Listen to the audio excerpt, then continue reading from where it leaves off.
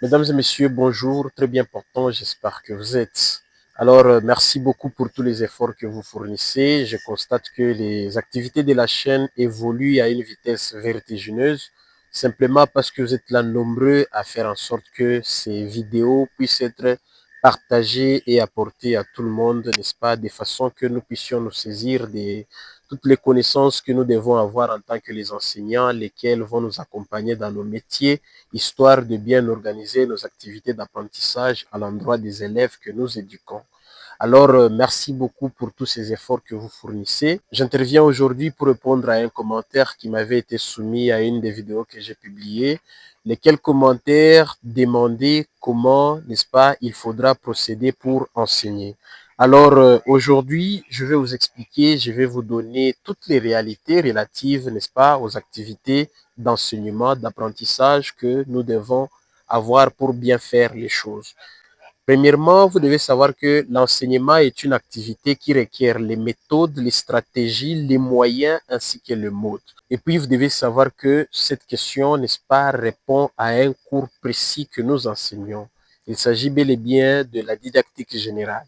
Il n'y a que ce cours qui donne les méthodes, les stratégies, les moyens et les modes d'enseignement. Il y a beaucoup de méthodes, comme par exemple la méthode socratique, par exemple la méthode, n'est-ce pas, pédocentrique, la méthode sociocentrique. Pédocentrique, ça consiste à concentrer toutes les activités sur les élèves. Sociocentrique, concentrer toutes les activités d'apprentissage sur la société. La maïeutique consiste à poser des questions aux élèves et faire accoucher des réponses à eux. Et il y a beaucoup de méthodes comme ça. Et vous pouvez aussi les combiner. Il y a aussi la méthode expositive qu'on peut combiner avec la méthode socratique et ça donne la méthode expo-interrogative. Parmi les stratégies, vous avez le brainstorming, tempête dans les cerveaux. Vous avez le travail en groupe. Vous avez la technique des jeux des questions. Finalement, il y a beaucoup de techniques que nous pouvons utiliser pour bien faire apprendre les leçons aux enfants. Et en dehors de ça, il y a le mode d'enseignement. Vous trouvez le mode collectif, le mode mutuel. Tout ça, ça montre que quand vous êtes en classe devant les élèves, vous avez plusieurs choses à faire à la fois pour pouvoir aider les enfants à bien apprendre. Donc, c'est dans ce sens-là que nous pouvons toujours bien orienter nos enfants, les aider aussi à bien apprendre.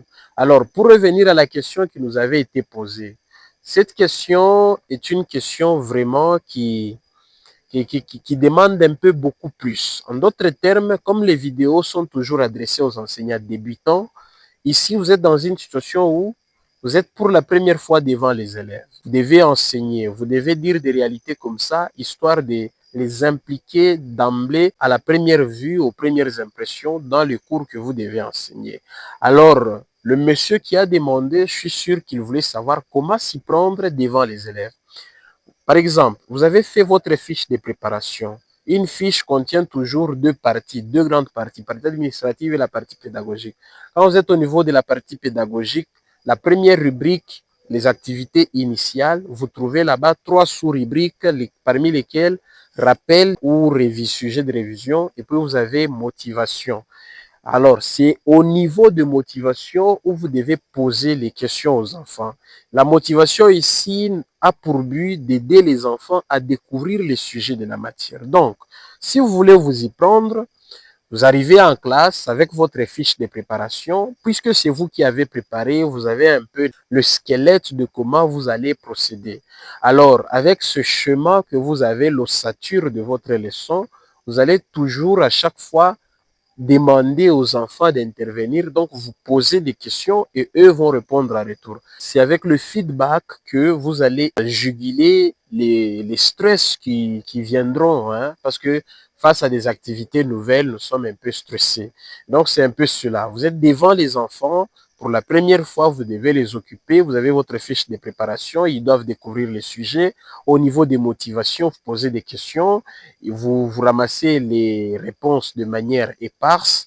Et puis, vous allez les orienter. Vous allez les discuter avec les élèves. Vous allez les diriger afin de les faciliter à trouver les sujets de la leçon. C'est comme ça que vous allez intervenir, c'est comme ça que vous allez les aider, c'est comme ça que vous allez les impliquer dans les activités.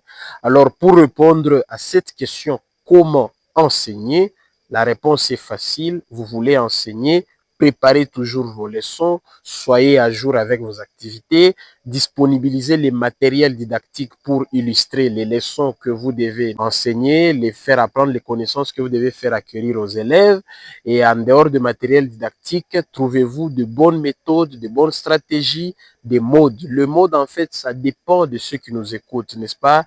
Il y a aussi le mode de travail là en équipe. Si vous trouvez que la connaissance que je vais faire acquérir aux enfants demande qu'ils se réunissent en quartier pour bien étudier, vous allez toujours scinder la classe en plusieurs groupes et puis vous allez mettre les enfants dans des quartiers et leur donner des sujets. Vous pouvez faire le brainstorming, ils vont donner des réponses, etc., etc.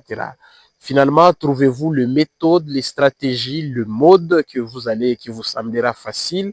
Et en dehors de ça, utilisez aussi un peu des motivations, surtout les réalités ludo-éducatives, les jeux mélangés à l'apprentissage. Ce n'est que comme ça que vous allez pleinement et activement impliquer les enfants dans les activités que vous voulez observer chez eux plus tard.